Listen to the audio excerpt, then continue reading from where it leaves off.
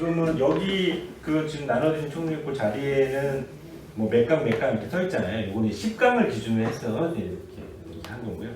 그래서 이제 하나하나 어떤 거를 좀 중점적으로 보실지 보겠습니다. 기초적으로 첫 번째는 이거 별표 4개 하나 더 해보고 15개 잠수 놓친답니다. 이게 기초적인 이론이기 때문에 다 바탕이 다른 거예요. 다 바탕이. 그리고 시험 문제도 기초 이론을 물어보는 나왔던 게 반복적으로 나오는 경우들이 많았거든요. 새로운 문제들이 나오긴 하는데 기본적인 거를 잘 바꿔야 다른 거에서 쓸 때도 응용해서 쓸 수 있는 능력들이 좀 바탕이 되기 때문에 기초를 잘 다지는 게 굉장히 중요하다는 거고요. 그 다음에 이제 경관생태학은 하나 정도. 예전에는 문제가 많이 나왔어요. 특히 이제 정확치는 않은데 그냥 추정을 해보면 그 보건학계에서 책을 낸 게 이제 자연환경 보건 대계 시리즈가 이제 몇 권인데 경관생태학 책이 한 권 있는데 그거에 뭐 저자들이 굉장히 많습니다. 근데 그 중에 대표 저자가 서울대 이동근 교수님이 대표 저자시거든요. 그분이 이제 경관생태학 쪽을 하셨고 그분이 시험에 들어가서 많이 내신 걸로 추정이 돼요. 근데 이제 최근에는 좀 안 들어가신 것 같아요. 그래서 책을 많이 안 나오다가 작년에 조금 나왔습니다. 문제 좀 늘어서. 그리고 경관생태학이 공부할 것도 많고 그 다음에 그 아까 말씀드린 그 보건학회에서 나온 그 경관생태학은 순수 경관생태학이 아니에요. 제가 볼 때는 여러 가지 막 다르게 짝꿍해서 좀 해놨고 서울대 이도원 교수님이 쓴 경관생태학이 실제로 순수한 더 경관생태학에 더 가깝습니다. 그 책이 옛날에 2000년대 초반에 나온 책이라서 글자도 작고 그리고 굉장히 또 어렵습니다. 경관의 구조와 변화를 거기에 생물종이나 뭐 이런 게 있고 에너지, 뭐 물질, 막 이런 것들이 막 계산해서 막 이런 것도 나오기도 하기 때문에 그런 거를 전공자들도 뭐 이해하기 쉽지 않은 부분입니다. 그래서 좀 기본적인 거 이것도 기본적인 거 하고 그다음에 기출 문제 위주로 좀 특히나 좀 이따 다시 말씀드릴게요. 기출 문제가 더 굉장히 중요해졌습니다. 이전보다. 그렇게 준비하시고 그다음에 요거 이거 중요해요. 실무용이에요. 그리고 하나는 지금 아까 말씀드린 대로 이 자연관리기술사가 이 분야에 지금 많이 일을 하고 있단 말이에요. 그리고 나머지는 아까 뭐 이쪽이죠. 환경영향평가 쪽에서 일을 하시는데 환경영향평가가 이전에도 뭐 전체 뭐 다른 것도 뭐 본 것도 많으니까 많이 나온 건 아니었었는데 최근 들어서는 한두 문제 나와도 진짜 일반적인 거. 예전에는 뭐 경관생태학이랑 엮은다 그러면 경관생태학을 환경영향평가에 어떻게 고려해서 환경영향평가 할 것이냐 이런 문제는 아니면 생물 다양성 증진을 위해서 어떻게 환경영향평가에 개선하고 발전시킬 것이냐 이런 식으로 문제가 나오고 좀 어렵게 나왔었거든요. 그런데 최근에는 그냥 기본적인 거. 그거는 아마 환경영향평가사가 생겨서 그런 것 같아요. 대부분 그쪽으로 가고. 그래서 주로 그 환경영향평가 관련한 거는 조금 더 확장해서 얘기하면 생태조사 방법론. 왜냐면 자연환경기술사가 영향평가에서 자연환경에서 동식물 조사를 주로 중심을 하잖아요. 그래서 이 동물을 분류군별로 조사 방법 어떻게 조사하는지, 그리고 식물 조사하는 거 어떻게 하는지. 작년에는 토양 조사가 어떻게 하는지가 나왔었거든요. 그거는 이제 그쪽으로 하시는데 하여튼 요거는 이쪽에 실무형이 이제 많이 있기 때문에 이 문제가 굉장히 많이 늘 항상 많이 나온다고 보시면 됩니다. 그 다음에는 국제적 대응은 하나 정도. 근데 공부할 거는 엄청 많습니다. 그리고 이게 이 국가 정책이랑 같이 좀 연결이 되어 있거든요. 그냥 국제적으로 이렇게 해서 우리나라가 그걸 받아들여가지고 정책을 수립하거나 또 하고 여러분들이 이제 국가적 대응하면서 이제 국가 환경 대회를 여러 가지를 보시게 될 텐데 그거를 보시면 늘 전략 마지막 그러니까 비전이 있고 목표 그다음에 전략 한 대여섯 가지 그다음에 실천 과제나 실천 전략 이렇게 보고서 보통 그렇게 구성이 되는데 이 전략 맨 마지막은 늘 국제협력이에요. 국제협력. 반응 된다. 그리고 국제적 대응은 이제 준비를 하실 거는 기본적인 거는 좀 이렇게 아시는 거 하고 그 어떤 이벤트, 이슈, 예를 들면 기후변화 협약에 의해서 당사국 총회를 매년 하는데 거기서 핵심적으로 큰 어떤 계기가 되는 그런 회의가 이루어져서 그 내용이 만들어지면 생물 다양성 협약도 당사국 총회 2년에 한 번씩 하거든요. 거기서 이제 나오는 거. 그래서 2015년도에 기후변화 관련해서 파리 협정이 맺어지고 체결이 되고 그리고 2016년도에 바로 문제가 나왔어요. 교토 정서와 파리 협정을 비교 설명하는 데가 그 뒤로는 거의 별로 나오지 않고 그냥 생물 다양성 협약과 우리나라의 생물 다양성 법에 의한 생물 다양성 이 문제로 근데 그거 없어도 생물 다양성 뭐 개념은 다 기본적으로 공부를 하는 거기 때문에 그런 문제가 나와서 중요도는 그 다음에 그래서 여러분들이 올해 필히 합격을 해야 되는 이유가 하나 더 있습니다. 이 기술사 시험이요 계속 자꾸 늦어지면 늦어질수록 공부를 하셔야 될 분량은 자꾸 늘어납니다. 2020년 올해 말에 생물 다양성 총회, 당사국 총회가 중국 베이징에서 열릴 예정입니다. 2020년이기 때문에 그 전에 나왔던 2011년부터 2020년까지 이제 국제적인 생물 다양성 전략 계획이라는 게 있었거든요. 그게 올해 끝나요. 그러면 향후 또 10년간 2021년부터 2030년까지의 생물 다양성 전략을 발표를 할 겁니다. 그리고 지난 2018년도에 생물 다양성 협약을 할 때 그 TF팀인가요? 그거를 만드는 작업반을 구성을 해서 발표하자. 지금 논의가 지금 하고 있어요. 그거가 발표가 되면 그거 공부하시게 됩니다. 그러니까 그거 공부 안 하시려면 올해 합격을 하셔야. 왜냐면 그 시험 문제가 그 생물 다양성 전략 그거 하고 그 다음에 그거에 따라서 같이 만들어진 게 IC 생물 다양성 목표. 여기서 시험 문제도 많이 나왔어요. 분명히 많이 나올 겁니다. 발표되고 나면. 왜냐하면 그게 우리나라의 정책하고도 다 또 연결해서 변화하는 부분들이 좀 있기 때문에 준비하시고 그 다음에 이제 국가적 대응 여기서 시험이 굉장히 많이 나오고 있습니다. 이거는 환경 정책 그 다음에 이제 법규 그 다음에 따로 법규에서 하면 이제 아까 말씀드린 환경 평가 한평 정책이나 법규 할 게 나오죠. 다 또 외워야 법규 조항 요즘에 뭐 종합법령 그 사이트 가면 검색해서 쉽게 찾을 수 있어서 그런 면이 좋아졌지만 법령의 문구가 굉장히 딱딱하잖아요. 그러니까 처음에 또 계속 좀 그런 쪽에서 업무를 하셨다고 법규를 보는 쪽에서 일을 하셨다면 좀 익숙해지셨을 건데 저도 법 처음 볼 때 진짜 그리고 제가 아까 말씀드린 종합 토목 엔지니어사 조경부 그러니까 제가 한 4년 일하고 설계사에서 일하고 이렇게 이직을 했는데 딱 가니까 거기 차장님이 첫 번째로 주던 책이 국토의 계획 이용이라는 법률 3단 편집돼가지고 지침 뒤에 딸리고 그거 딱 주면서 공부해 진짜 그리고 막 이게 막 이 문장에 이게 해석가지고 막 점이 있을 때 없을 때 해석이 달라진다고 막 서로 막 언쟁하고 막 근데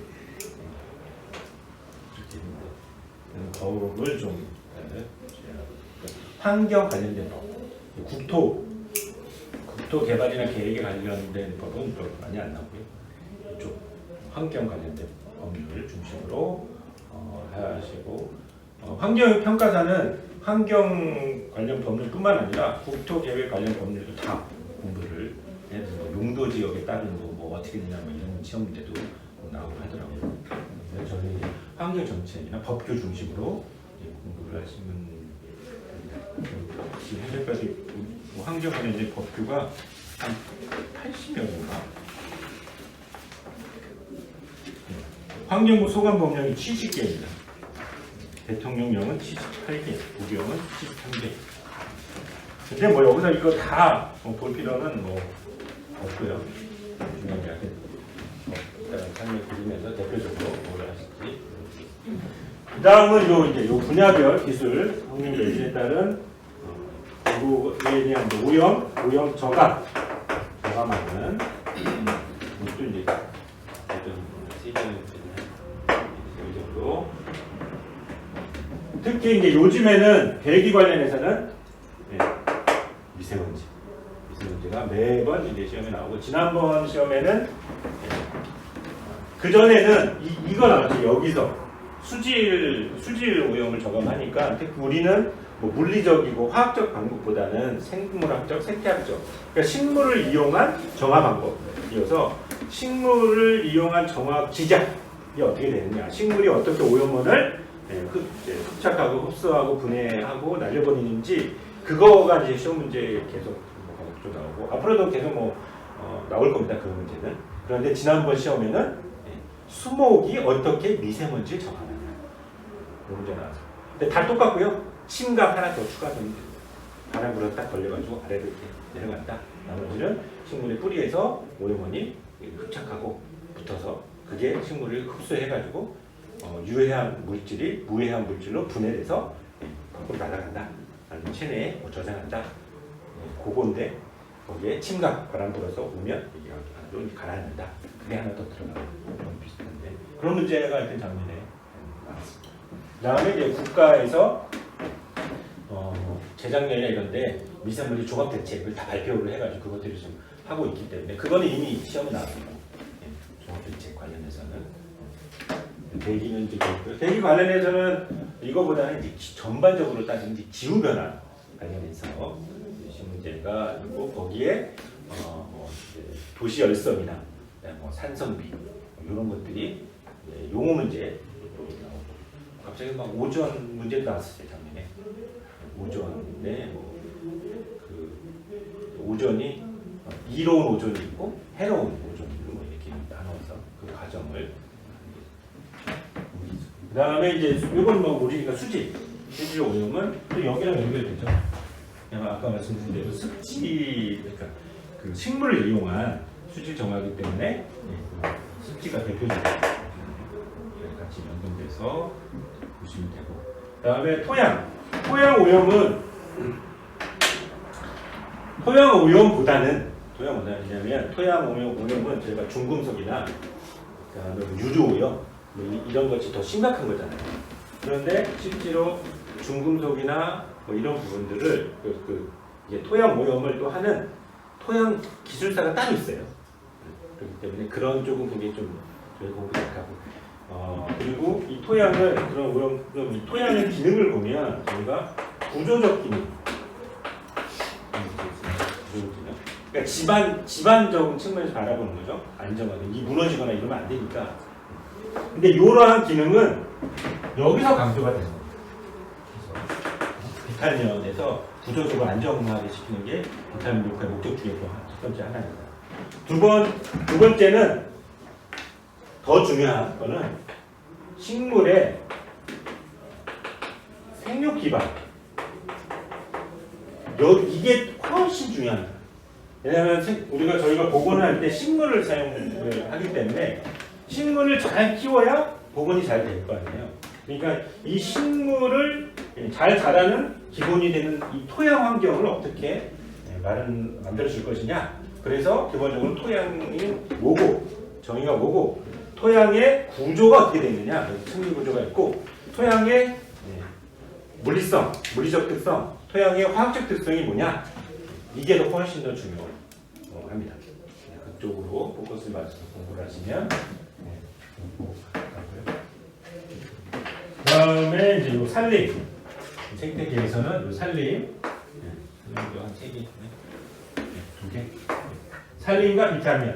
아까 말씀드린 대로 이제 산림 같은 경우는 산림 기술사가 따로 있기 때문에 좀 애매한 부분이 있긴 한데 주로 이제 수목을 저희가 사용해서 수목과 관련된 문제도 좀 많이 나오고 있고요. 그다음에는 우리 이제 비탈면 녹화는 예전에 굉장히 많이 나왔어요. 그리고 지금 학회의 이름이 한국환경 기술학회 부르죠. 한국환경보건기술학회. 근데 옛날에는 한국환경 보건 녹화기술학회였거든요. 녹화 그게 비탈면 회사들이 많이 들어가 있어가지고 또 그분들이 그때 초창기니까 돈도 많이 벌었고 그래서 좀 학교에서도 이제 우리가 비탈면을 해가지고 보고만 하는 게 아니라 더 확장된 거에서 그래서 녹화라는 말을 뺐죠. 그래서 예전에 많이 나왔고 그래서 한동안 시험 문제가 한 5회차에서 6회차에 한 문제 정도 나왔거든요. 그래서 재작년인가요? 그때는 제가 나옵니다. 이번에 봐야 됩니다. 그때 나왔어요. 화강 투마인가 뭐 그거를 위한. 그러고 나서 시험 보고 나서 이제 그 다음 제가 예상 문제 막 얘기하고 하니까 강의할 때 안 나와요. 하지 마세요. 근데 작년에 계속 나왔어요. 문제 한두 문제씩. 김남춘 교수님 계속 들어가신 거예요. 자, 그런데 비탈면은 딱 공부할 게 정해져 있습니다. 세 가지 정도로 해서 보건 공법 정하는 거 하고 종자 대합 설계, 그다음에 시험 시공 세 가지 중심으로 해서 공부를 하고 그다음에 그 도로 비탈면 녹화 지침을 보면 평가표나 이런 게 엄청 많이 나와요. 그걸 딱 보면은 이걸 어떻게 이럴지 몰라요. 그리고 누가 아무도 못 해요. 그리고 그 실제로 그쪽의 전문가라도 그거 세세하게 다 그리고 실제로 평가할 때 그거 들고 가서 그거 보면서 이제 평가하지 다 머리 들고 하나요? 근데 자꾸 이제 하면 반복적으로 하면 그게 이제 여러 가지 더 많이 머리에 들긴 하겠죠. 그래서 그거의 관건은 얼마나 내가 외울 수 있는 범위로 표를 다이어트 해가지고 이렇게 암기할 것이냐. 거기에 이제 이건 좀 정해져 있고 근데 한두 문제 나올 것만 것 같습니다. 그 다음에는 이제 숙제와 하천. 숙제와 하천은 이제 중요하죠. 특히나 숙제는 뭐 늘상 계속 많이 나왔던 부분이고 하천 같은 경우가 이게 물관리 일어나는 과정에서 국토부에 있던 물관리 수량 관리가 환경부로 넘어왔잖아요. 생태하천으로 다 해서 물급이 다 넘어왔단 말이에요.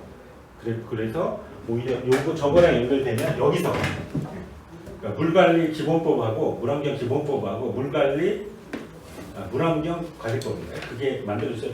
작년에는 여기 고고에서 뭐 용어 문제가 많이 나왔어요. 수생태계의 연속성이 뭐냐? 수생태계의 하천의 훼손과 전이가 어떻게 되냐? 그런 문제가 좀 나와서 하천 같은 경우는 좀 중요가. 저건 이제 생태하천을 주로 보는 거거든요. 생태하천. 생태하천 예전에 뭐 산행을 할 때 뭐 이슈가 된 게 있었으니까 좀 하고 생태하천 그런 얘기. 근데 이건 좀 다른 얘기지만 환경부가 어떻게 국가적인 전체적 정책 방향에서 그렇게 가긴 했지만 국토부에서 몇 천억에 대한 예산을 환경을 가져온 꼴이 됐단 말이에요.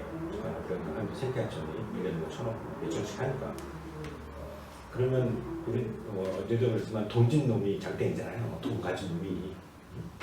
근데 이거를 바로 그냥 딱 받자마자 지방으로 이양해버렸어요. 그래서 결정권을 광역 시도에다 많이 줬어요. 사업의 결정권. 그러니까 제가 우주인가요? 거기 환경과의 그 과장님이랑 작년에 뭐 이렇게 현장 돌면서 얘기하는 중에 그분이 그런 얘기 하시더라고요. 아니 자기들이 이제 생태하천이 저희 생태하천의 문제점을 지적하는 게 획일적으로 획일적으로 한다. 다른 이용 시설을 많이 조금적으로 너무 한다. 이런 걸 문제점을 짚고 있어서 그게 이제 환경으로 넘어와서 좀 더 보건 쪽으로 좀 이게 좀 가야 되는데 그러면 환경부에서 돈을 쥐고 있고 그거를 지침을 정확하게 내리고 좀 강하게 좀 푸시를 좀 해야 그 방향을 가는 게 또 높잖아요. 그런데 그거를 받자마자 그냥 내리는 몇 년 좀 가지고 있다가 이양을 하더라도 가지고 있다 그렇게 사업을 하고 좀 내려보냈어야 되지 않냐. 이거 도의 목소리만 커져가지고 일하기 힘들다는 얘기를 하시더라고요. 그 다음에는 여기 생태 도시와 도는 뭐 비슷한 특히나 최근 들어서는 생태 네트워크라는 용어보다는 생태축 지금 계속 문제 나왔습니다. 광역 생태축, 도시 생태축 이렇게 나왔습니다. 뭐 생태도시는 기본적으로 여러 가지 이제 생태도시를 만드는 기법들이 있잖아요. 대표적으로 뭐 한다 그러면 꼭 여기 포함되는 건 아니지만 이런 데도 포함이 되긴 하지만 이제 LRT 시설이나 여기서는 이제 비종 오염 저감 시설 그런 부분들. LID를 지금 뭐 또 난립니다 지금. 제가 우리가 지금 나서야 된다고 하면 지금 반환 사업이 올해 늘어서 140억 됐어요. 그죠? 작년에 100억에서 그걸 50개 업체가 나눠먹고 있어요. 그래서 올해 많이 선정을 해서 33개 선정해 줬지만 보통은 그 수요조사 하면 올해가 73개 접수도 있고 작년에 한 60개 접수해서 작년에 20개 선정해주고 올해는 33개 선정해줬거든요. 예산도 늘고 근데 돈을 또 다 깎았어요. 예전에는 5억에서 한 6억 근데 지금 4억에서 5억 많아야 5억. 다행히 저희 회사가 하나 됐는데 다행히 5억이어서 다행이지. 4억이면 모니터링, 설계비 다 빼고 인허가비 빼고 뭐 한 2, 3억까지 뭘 공사해. 근데 환경부 지난번에 가가지고 그 담당자랑 그 사무관이랑 이렇게 회의했는데 이제 아마 주변에 그런 얘기가 나오나 봐요. 그냥 뭐 4, 5억씩, 5억씩 이상 들여가지고 했는데 별로 티가 안 난다. 뭘 했는지 잘 모르겠다. 그래서 규모를 또 키워서 한 2, 30억짜리 해가지고 해야 되는 거 아니야? 이런 얘기가 나오는데요. 그게 자연마당이었는데 잘못하면 저를 내버리고 그래가지고 그런데 또 금액을 또 그렇게 잘해가지고 이게 그게 있어요. 나무만 심어가지고 진짜 표가 잘 나요. 작년에 제가 도창에 관한 사업 할 때 시설을 겁나 많이 넣거든요. 뽀대가 나더라고요. 그러니까 복원은 했는데 그리고 거기가 저수지가 이렇게 있고 수면이 많아가지고 실제로 이제 육상 공간에 접어서 그걸 집중적으로 시설을 배치할 수 있었고 좀 더 많이 넣었어요.